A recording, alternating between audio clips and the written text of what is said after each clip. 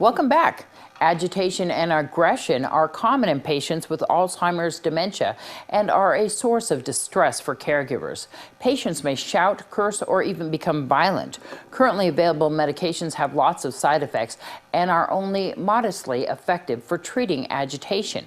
A study tested a combination of two existing medications and whether this would help control agitation in patients with Alzheimer's.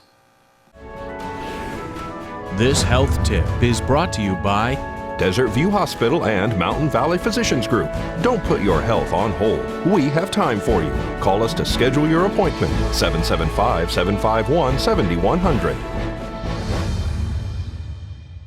Lori Gabello is very familiar with hospitals and doctors' offices. Her father has Alzheimer's disease and her mother dementia, but it wasn't always that way. They were extremely active. They traveled a lot. They were extremely social. Now, in full-time care, both of Lori's parents have frequent bouts of agitation. When people do come in to help him with his showers or his daily care and stuff, he does get extremely agitated.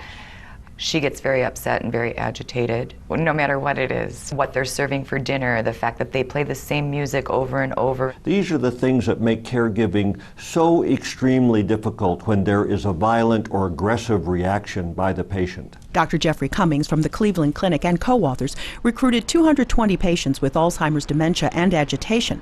During a preliminary 10-week trial, participants were randomly assigned to receive either the combination of dextromethorphan and quinidine or a placebo. The dextromethorphan-quinidine combination had a substantial effect in reducing agitation. It did so at a substantially greater rate than was experienced in the placebo group, and we showed that the drug was safe and effective. Dr. Cummings says there also appeared to be benefit for the caregivers of these patients. There was a reduction in the stress experienced for caregivers of the patients who were treated with the dextromethorphan-quinidine combination. Although caring for her parents is sometimes overwhelming, Lori takes comfort in knowing they have lived full lives.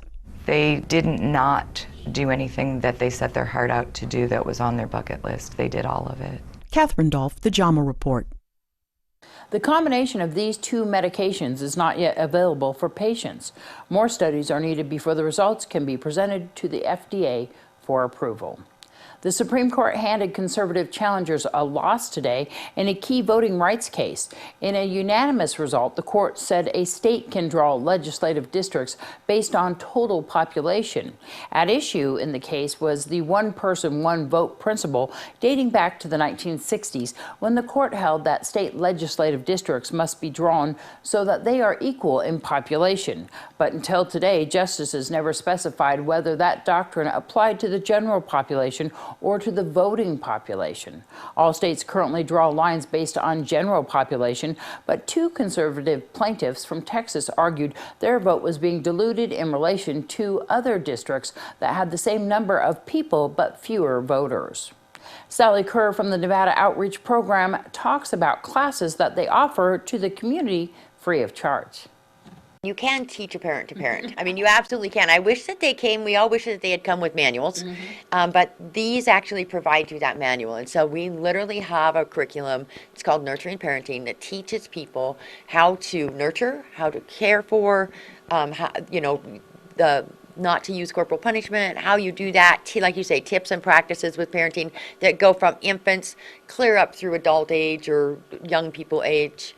Because everybody knows there's frustrating times as a parent, so you guys have some tips to help out people during some of those times that maybe they just don't know where to turn. Right, not only that, but on top of a class, let's not forget the peer support that comes from a class. So if there are now, 8 sets of parents that are sitting around a table or 8 families sitting around a table, somebody has probably addressed the issue that you're having the frustration with right now. Yeah. So to bring like people together, to learn to parent together is a great way to help families. And the grandparent class to help grandparents also that are taking probably care of being actually being a parent again, right? That's right, and we're not limited to just grandparents, although most people recognize. We call it second generation parenting. So that great aunt and uncle, the grandparents who have raised their kids and however they ended up back in the parenting role are now parenting young children or children that are not theirs but are second generation to them.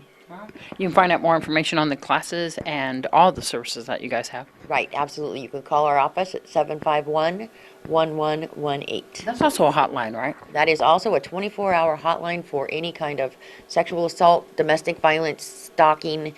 It is answered 24/7 by an advocate. If you're in an emergency situation, you can call that number. You can also call the Nye County Sheriff's Office. Right, we would always want someone to call 911 in the event of an emergency where they feel like are in physical danger, of course.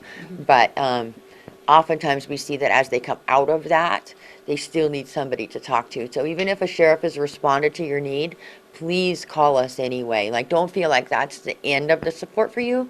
That's the beginning of the support for you. So call our hotline to get in touch with an advocate that can help walk you through that process. And the annual spring concert, sponsored by the Pahrump Arts Council, is happening Wednesday night at the Pahrump Nugget. We caught up with High Desert Chorale director Andrew Barnum. It's going to be 50s and 60s music. Wow. And the second half will be 50s and 60s hit parade And so this is all happening at the Pahrump Nugget, right? at the Pahrump Nugget. April 13th at the Nugget, 7:30 p.m. And then how's the choir going right now? Going pretty good? It always gets scary this point of rehearsals, but Yeah. they always come through. Wonderful. So definitely a spring concert to come and enjoy, especially with the 50s and 60s. That's going to really get the crowd moving, I isn't think it? it might be one of the most fun concerts that we have had. How much is it to get in? Well, we're asking for a $5 donation. That's a donation.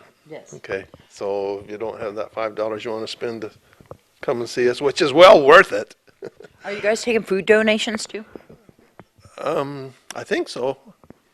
I haven't heard, actually. That's not my department, but There you I'm go. sure they will. And that's being hosted by the Pahrump Arts Council, but of course the High Desert Chorale is the focus of this evening. So the $5 donations goes to the Pahrump Arts Council, and Actually, yes. I will emphasize that $5 donation because that basically is our budget. exactly.